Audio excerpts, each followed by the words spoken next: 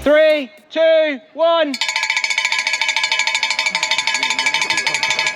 We've just started at the Swan Challenge. It is hotter than the sun. First two people have stopped already just because it's so incredibly hot. We've got little demisters here to try and help people as they go around. Welcome to episode 15 of the Trail Times podcast with Big Bear Events.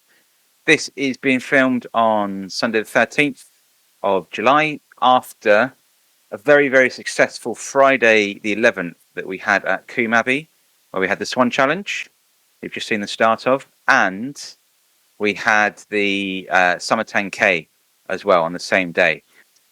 If you're watching this at the time, you'll remember Friday was very, very, very hot. So it was about 32 degrees. It's very British to get straight into the weather, but we're going to. It was about 32 degrees at sort of midday. It was really nice at 7 a.m. when I turned up. It was warm, just completely clear blue sky. Warm, nice, generally all fine. And then by the time we'd finished setting up at 8, it was too hot. And then by the time people were running at 9, it was too hot. And then sort of midday, scorching. And to make it even more difficult, when we then did get onto the Summer 10K in the evening at 7 o'clock, it was still 30 plus degrees, which is just very, very hot to be running in. Luckily, and it's not luckily, it's down to people's judgment and thought. No major dramas. We had a few people at the end of the Swan Challenge who, effectively needed a sit down. But nothing too dramatic, which was good. I was really quite worried about the 10K, to the extent that, and I probably won't ever do this again, I don't think, not on the fly anyway. We offered a 5K option for the 10K. So the way that it works at Coombe for the Summer 10K is effectively it's 2 laps, not completely 2 laps, but effectively it's 2 laps. So I said to people, if you do the 1 lap and you don't want to do any more, come and finish. We'll have a 5K set of results. It'll be fine. So we set that up that if you finish that first lap, finish, get your medal, which does say Summer 10K on it, but we'll ignore that point. And you can be a finisher. What I really didn't want was for effectively somebody sort of in the mid-pack who's sort of wanting to go a bit further, but they're not quite sure, and they feel they have to finish because they don't want to not finish, and then we take them home in an ambulance. Like, that's not what I wanted to do. And then I was worried as well we'd get people at the front pushing really, really, really, really hard and sort of going so quick that their body's not really had a chance to tell them to stop until they then get to the finish, and then they get all sorts of crazy. But I don't think the medics actually spoke to anybody at the Summer 10K, which is always a success. As much as I somewhat begrudge paying people to turn up and then not be used, I'd much prefer that than we have major incidents. But I am always quite happy when the medics give out a plaster, because at least they've been of value and we've used them, and I feel like I've got a little bit of my money's worth. But they're very, very expensive plasters when we do it like that. But all in all, brilliant day. Really, really, really good day. I'm going to go over bits in a bit more detail. We're going to hear from some of the people as well that were that I did actually manage to speak to during the day. As always, I'm rubbish at this stuff, at catching people on the day, because I just want to speak to them without having a camera with them. And it has worked well, sort of walking or running with people with the camera and chatting to them, because it's not quite as not intimidating, that's the wrong word, but it's not quite as sort of literally in your face as sticking a camera and saying talk. But there was no way I was running on Friday, because I was struggling enough sitting around under a marquee, let alone running out in the sun. So we've got what we've got. I spoke with Simon and Jin at the Swan Challenge, and then I spoke to 2 lads actually, but I didn't get their name at the beginning of the Summer 10K, which was good. And I saw stuff I'll explain afterwards. So that was really, really good. So I'll go over a little bit of what happened. So like I said, the Swan Challenge we have done that Swan Challenge at Coombe since COVID, I think. So I'm going to say 21, so probably the 4th year of doing the Swan Challenge. Always really, really popular. This year was no exception. So I'd ordered 125 medals, thinking that will be plenty. We had 140 entrants. So when it's numbers like that, the reason I ask people if they're going to take a medal or not, and if they're going to take a tree token instead, is so that I make sure I can have as many people on the start line as want to run. Mainly because I'm a hard, cold businessman. No, it's because I want people to be there. It's a waste of somebody's opportunity to run. It is also a waste of money as well to be making medals and not having people walk away with them. So I somewhat oversell the entries, knowing that people won't turn up, which happens every single time, and knowing that I've got this bunch of people that said that they didn't want to take a medal. What I hadn't counted on, considering it's effectively the hottest day of the year, very, very close, is that everybody apart from one person would turn up. So I'm really, really pleased with myself that I didn't get greedy and didn't sell those extra places that I could have done where I had people on the waiting list. Because if I'd have done that, I'd have not had enough medals for everybody. I think we went home with 3 medals, which I've never had that happen before because everybody turned up. About 20% is sort of standard. For my event, we look at about 10%.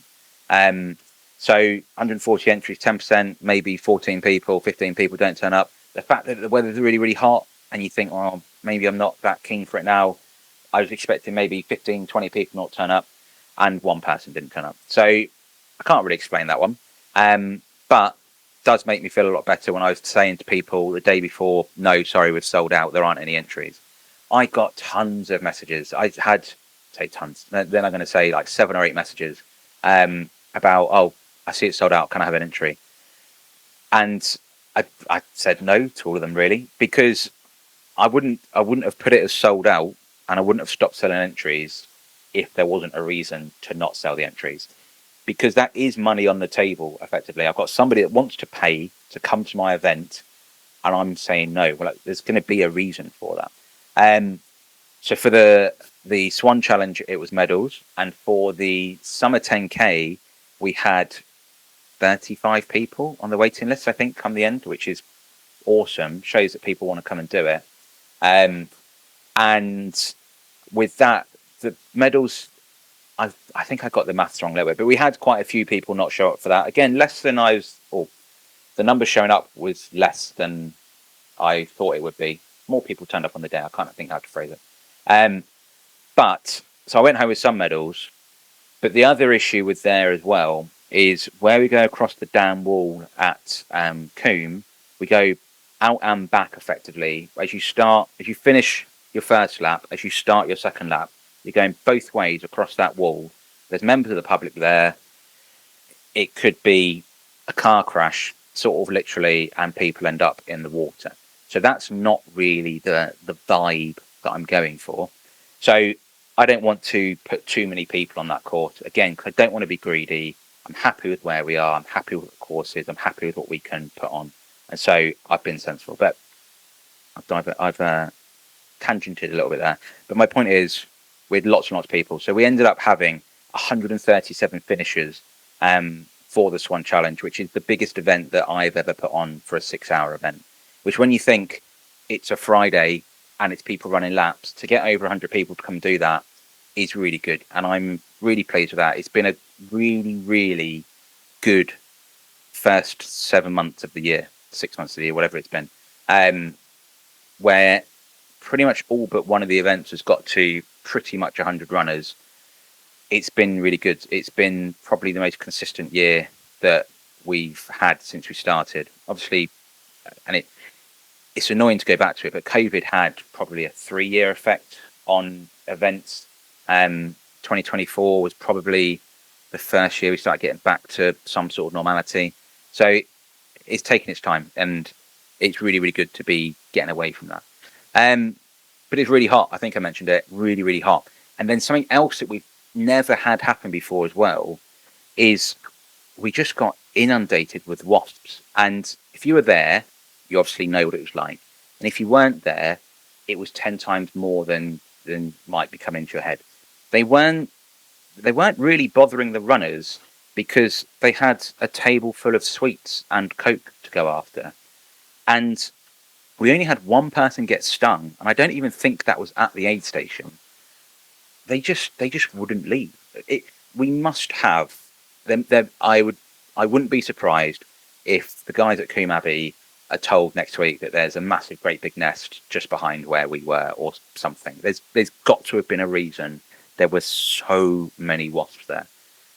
It got to the point where rather than try and get them out of the Coke, we used the Coke as a bit of a decoy, and rather than having it normally with the Coke, we sort of decant it into sort of 2-litre measuring jugs. But rather than do that, we just had to pour it straight out of the actual bottle because the jug was quite literally full of wasps. Absolutely insane. And as much as my parents, who volunteer at all my events, are troopers every time, my dad is the one that sort of looks after the drinks all the time, and he just ploughed through it while just covered in wasps, pretty much. I mean, he wasn't literally covered in them. Everything else was. Didn't get stung, carried on, it was all good. And a lesson from that event as well was that when we get over 120 runners, we need that extra volunteer. We were getting swamped at some points on that aid station just for sheer numbers of people. I think the heat definitely added to it. So we had ice pops, or whatever you want to call them, long ice sort of ice lollies in a plastic bag that you cut the top of. I think they all have different names, but we'll call them ice pop. So I bought 100 and something of those with us. So to sort of get those out, you had to go to the ice box, get them out, cut them, give them out. And so obviously that takes a lot longer than people picking up their own little ramekins of sweets. So I think that probably didn't help. And the fact that we knew we were going to be there all day. So myself, Anne and Dave, my mum, dad, and Mary as well, were there from 7 a.m, 7:30, something like that, all the way through till gone 9 o'clock at night. So I was really keen that they didn't run out of puff, effectively, because I needed the help all day. But yeah, it was pretty intense. So definitely going to get that extra volunteer in when we've got really high numbers to make sure that the runners, as they come through, they get what they want, but it's not a manic day for us, because it's, the volunteering bit's meant to be fun, and I think my parents enjoy it. They've done 120 odd events with me, so hopefully they quite enjoy it. But it's not much fun when you're rushing around, even if you're rushing around doing something you actually enjoy. But a great day. I picked up a few stories that we went through as well. I think what we'll do is we'll hear from G and I'm going to say Simon. I get his name wrong before I introduced the clip, but I cut that bit out. But I've gone and ruined it now by getting his name wrong potentially beforehand. But we'll just cut to them. How are you getting on today? Oh, it's hard, tough out there. Hot. Very hot. How do you normally get on in the heat? Okay, I've done some hot ones recently. Yeah. And it's been okay. But this is very hot. Yeah, and the meadow is particularly bad. Yeah. Hotter than and it's at the end sun. As well. Yeah. You've been rucking today? I've been rucking. Yeah. So, you rucked at the Woodland Challenge in Rugby as well? Yep, about 6 weeks ago in the rain. Yeah, so you've gone from biblical rain to biblical heat. So absolutely. Locusts next, yeah? I was going to say snow next week. Yeah, snow, locusts and all the other stuff. Yep. How have you found it today? Tough, really is tough. My legs are getting used to carrying the weight. It's just my shoulders. Shoulders really are killing me now. So do you do much of it sort of like at home? Outside of events? Yeah, so I walk the dog. He has a good 4 or 5 mile walk. Okay. And I use it then. So that's out with it for an hour and 15, hour and 20 minutes. So you're doing that every day? 2 or 3 times a week. Yeah. But I do a lot of running as well. So have you found doing that rucking has then been beneficial to the rest of it? Yeah. God, the wasp. Absolutely. My legs do feel a lot stronger through doing the rucking. Yeah. Yeah. Gold award. Absolutely, second one. Gold award. It's good. You'll have a whole Second backpack full of gold awards. We'll have to get a new award for you. And then I'll be carrying more at weight, Yeah, won't it'll be I? heavier, yeah. Absolutely. But no, it's good fun, good session, good event. Well done. You guys here for 10k? Yes, yeah. Okay, have you run with us before? No, first event. Okay, you done 10k before? Yes. Yes. Okay, what sort of distances do you like? Half marathon? Up to halves, yeah. Okay, cool. Are you running the sort of heat previously before Been at all? training a little bit. Okay. In the past couple of weeks. So we're going to be sensible, aren't we? No. No, excellent. Right, I've told him. Time predictions? Right. Not that it really matters. Under 50, I'm hoping. Under 50, okay. Yeah. I reckon if you're under 50, I reckon you'll finish top 10. I reckon it is scorching out there. Okay. It's sort of it's like the burning pits of hell in the meadow. So you'll be fine. You'll be fine for like the first 2 miles. You'll get to that water station and then you'll just melt out there. So just take it steady, enjoy yourselves, and I'll try and get you at the end. Okay. And then that'll be a really funny before and after. But I probably won't. But we'll see how we go on. Yeah. But have fun, guys. Have fun, everybody! Both of them, absolute legends. So G has come along to lots of events. I'm going to say over 10, less than 20, I think. Just really sort of gets it. Does what she wants to do. Sometimes she'll run for half marathon plus. Sometimes she'll do less. Sometimes she's running with friends. Sometimes she's doing whatever. But she just really, really gets it. She's helped at lots of events as well. I often get her name wrong, which is tradition with most people. I apologise. But really, really just a stalwart of Big Bear events. And Simon as well, who is doing the rucking. So he, as he said in the clip, so he rucked at the Woodland Challenge in Rugby, and then he's come and rucked here as well. And it's just a different way of doing things. So it's not, I think it fits really nicely into what we do generally, but it's just a different pace of doing stuff. You don't have to be going all out, sort of running, to still get a very good workout. 15 kilos that he was carrying, to pick that up, I mean, I don't want to sound too silly, but for me to pick that up, relatively easy. Put it on your back and sort of walk up and down, again, pretty easy. But to do it over time is it's quite a challenge. And I do a little bit of rucking, and I think I put 10 kilos on my back normally. And again, I sometimes do it on the school run, and you'll start and be like, sort of easy. And then by the time I'm coming back, it's only a mile each way, if that. By the time you're coming back, you're really feeling it. I mean, the main reason I don't do it more often is because I just get incredibly sweaty doing it. So it means that if I get back, my back is completely soaked, so I have to then have a shower. So it sort of doesn't really work. And if you're watching this, you can also see that I'm getting incredibly hot in a small office that we've not had the air conditioning in all day. So I am melting. And I would open all the doors, but my kids are playing, so you don't want to hear that either. But top people. A few other little stories from the Swan Challenge, so I made sure to write some down. Unbelievably, we had people doing their first ever marathons on that day in that heat.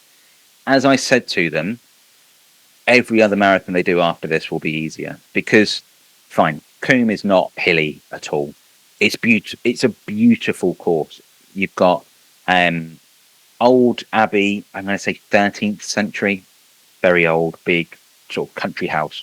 And then there is mature woodland that you run. The majority of the course is in that mature woodland. Then you come out and you do a lap of the meadow. The meadow is about a mile long, effectively a big square. Really pretty, but when it's hot, you're just completely exposed and you're just getting baked alive. So to do that course in that heat, to do your first ever marathon, just a real achievement, especially with the format as well, because you could easily have stopped after 4 laps and be like, right, I'll come and do it another day. I'll do it at half marathon and I'll do it another time. Easily. You know, if you'd have signed up to the London Marathon and it's a hot day, you either do it or you don't. And so you stay around and you do it. But if you've got the option to stop and it's really tough out there, you've got to be mentally very strong to carry on. So real hats off to the people who did it. And I'm sure there were more than this, but I definitely got Jemima doing her first marathon, and Victoria as well. So I know Victoria was definitely doing her first marathon because her mum was very, very sort of proactive on making sure that she made the cut for the last lap. So I think she made it with about 3 minutes to spare, and her mum had somewhat. I don't think she'd realised that we started a few minutes late, and so she was trying to gear on to get through that meadow. And she was a bit worried that she was going to have given up rather than gone faster because she didn't think she'd have enough time. But she got back in time. She got her marathon. She did her first ever marathon with us. Absolutely brilliant. And it is obviously marathon distance at any time is a real achievement, but to do it in that heat is really is an incredible act of endurance. You compare that, or not compare, sorry, but to use it as a barometer, we've got Gary Dixon, who's done over 300 marathons, I think maybe 350 marathons, incredibly experienced marathon runner, and he stopped at a half marathon, which he's never done that at one of my events before, and he just said it's just too hot. And I think there were quite a lot of people that had aspirations to go further who just decided not to. So to be your first marathon at that event, an extra level of kudos to doing that. We also had Martin Draper doing his 499th marathon with us.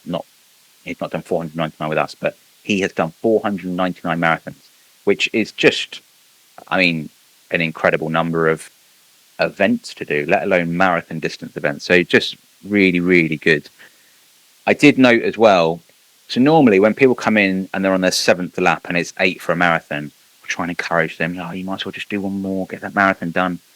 But in that heat, no, I'm not telling people to go back out when they don't want to. Like, I'm not even going to try and gee them along a little bit. So I think we probably had the most amount of people do 7 laps rather than 8 for the marathon that we've ever had.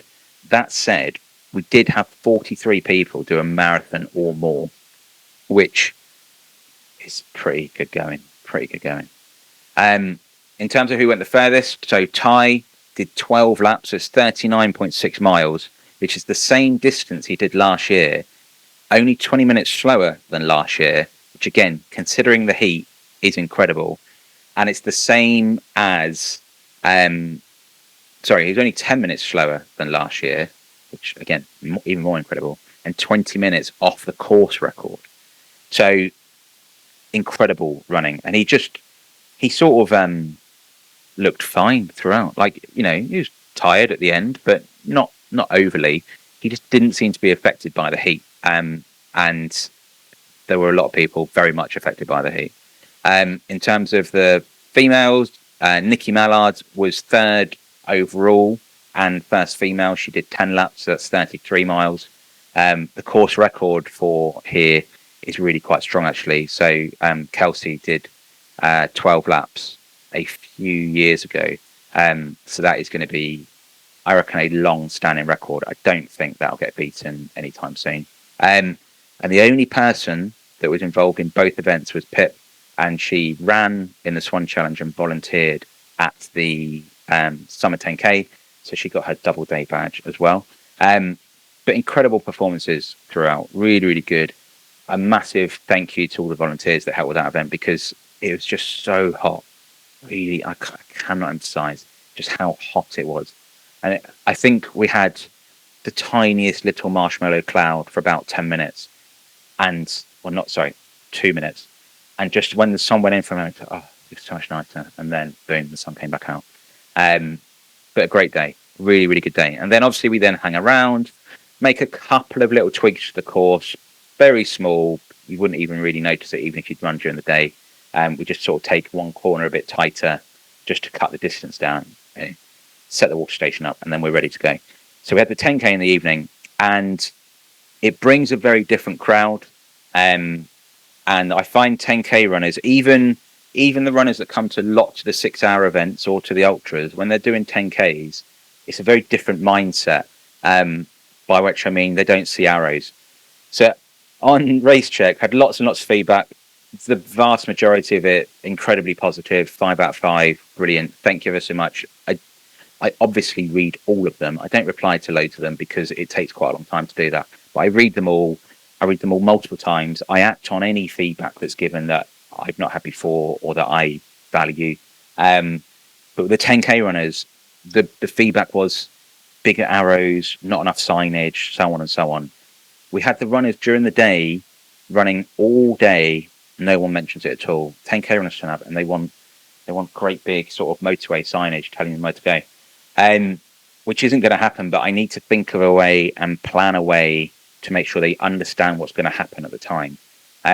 So I need to work that out a little bit, because it's continual feedback with 10Ks that they want bigger signage, or more signage. And my point always is, we've had 130 odd people running during the day and we didn't have any problems. I know they're running faster, but it's not like they're going from 30 miles an hour to 70 miles an hour. Like, they're not actually, obviously it is faster, but it's not so fast you can't see a sign. So I need to try and work that one out. So it might be that I put strategically bigger signs in somewhere where they need to actually turn. I don't know. I'll work something out. But it is always frustrating. I do, as much as I know that this feedback is always going to be mixed, and I can't be 100% pleasing to everybody, and that's how it is. And the vast majority of feedback is incredibly positive, but it's pretty natural. You only ever focus on the one little bit of negative. It's why social media, if you're a public person or a celebrity or whatever, is so awful, because 10,000 people say something amazing and 2 horrible people say something horrible, and you focus on that. So I don't dwell on it anymore. I've done enough of these events. I think I know what I'm doing. I know enough people like what I do, so I don't dwell on it too much. But it's the comments about the signage. I think I need to do something to work it out, because it's difficult. Because if someone's only ever done parkrun and they're used to seeing a volunteer on every corner, great big A1 signage, or they've only ever done road events where it's all blocked off, you've got to try and bridge that gap a little bit. And so there's an element of education that's needed, and personal responsibility and so on. But then there's also stuff that I need to do to try and help those runners have more fun and to enjoy it and to realise what they're coming to. So navigating in trail running is part of it. And I don't want people getting lost. That isn't what my events are meant to be about. But you do need to actually be looking up and looking for arrows when you get to a corner of some sort, so you know where you're going. But I think there's work for me to do there to try and make it so it's definitely going to be enjoyable for everyone, because that is what I want. I don't want people entering and then thinking, oh, well, that wasn't great, because it's not what I'm here for. In terms of times, Teddy, who I think is new to Big Bear, won in 36:16, which is pretty rapid. I think he said it was about 3 minutes off his PB, but then he said, so I think that's like a road PB. But he beat Dan, who comes to quite a lot of our events from Daventry Road Runners, who was 37:34. Not many people beat Dan. When they came through at halfway, I saw both of them come through, and Dan was probably 10 seconds off. So I think he was trying to hang on, but Teddy sort of really ran away at that last bit. And then first female is Naomi. It's not quite what the results say, but that was, again, essentially the person that came in who we thought was first has then told me that she didn't do the meadow twice because she got confused by the signage. So that's another thing to work out. But yeah, so she did that in 49:14, which is brilliant. So a great event. A really, really was a good event. And there's loads and loads of stories around the 10K, because there were lots and lots of people doing their first 10Ks, their first events. We had father and daughter doing it, who were then going to be, they're coming back. They've already signed up for the Crocodile Challenge because they want to run a marathon in 2027. I've got a feeling if they come to the Crocodile Challenge and they see how that goes, I think that 2027 target will become a 2026 target, I think. But that was her first 10K, the daughter. I don't know if the dad's done running before, I'm not sure, but he told me that was her first 10K, so that's really, really good. And she came fourth female, so it's good going as well, with 14 runners from Daventry Road Runners, and they're just the ones that actually put that as the club name, so there may well have been more. I know they used it as one of their sort of club championship events, which is brilliant, and I hope they can do it, other clubs can do it more often. it just adds something different. I know lots of people use the East Midlands Grand Prix events and the other sort of club events, but I like to think ours brings something a little bit different. And there was a big group as well, mainly women, I think, running from tap coaching, which was awesome to have all of those out. They had partners and friends and things with them as well, who they were there supporting, and they had like a picnic and everything afterwards. I've just opened a window. I'm melting in here. Sorry if you're watching me slowly boil alive. They brought their partners with them. They had a picnic at the end. Excellent. Absolutely love it. And then what I found out is that I don't know the lady's name that runs it, but the lady that runs tap coaching is also the physio to Brian, who comes to all of my events. So it's taken Brian, I don't know if Brian's used her as a physio for forever, but it's taken Brian 8 years to convince her to come to one of the events. So there we go. So hopefully we'll be seeing lots more of them at future events. I think they really enjoyed it. You know, it was brilliant. The finish line feelings were great. Ice creams at the end. I mean, they're crazy expensive at Coombe Abbey, but ice creams at the end, a really, really good day out. That 10K as well, we had 66 women and 58 men who did that, which great numbers, really, really good numbers. So I was really, really pleased with that event. And it just went really, really well. All in all, a superb day. And it's just a really, really, really good day. And we're going to be back at Coombe Abbey for the Kingfisher Challenge and the Petzl Night Trails 10K on September the 30th. It's the last day that we can get into that meadow. So Tuesday, we'll be there. Hopefully, it won't be 32 degrees. If it's 32 degrees, I think we've got huge problems. Even if it's warm, I'm sure it won't be that warm. And I've had loads of entries over the weekend as well. So those events are starting to fill up. I mean, I will get a live update on those numbers, which is obviously completely irrelevant to when you're listening. But we've already got 72 signed up for the 6-hour event, so that will sell out at that rate. And we've got all right numbers in the 10K, but people don't tend to enter 10Ks 2-3 months out. So not too worried about that. So hopefully that will get close to selling out as well. So that event will start at 7 o'clock at the end of September. So you'll start, and it'll probably be dusky, but there's been nobody that won't need a head torch, because as soon as you get into the woods, it'll probably be dark enough that you need a head torch straight away. But definitely come lap 2, you'll need a head torch. So it's head torch running in the woods at night. If you've not done it before, do it. It's great fun. It's brilliant. It's a very different experience, but it's really, really, really good. It's the first time we've done it at Coombe. We've done it at Scorching and we've done it at Cannock for many years, and we did it in rugby originally as well in 2018. We've done it for a long time. People love it. All you've got to do is make sure you've got a good head torch. If you've got a rubbish head torch, it's actually quite difficult to do and not particularly enjoyable if you think you're going to fall over all the time. If you've got a good head torch, maybe one by Petzl, it's amazing. Everything's lit up.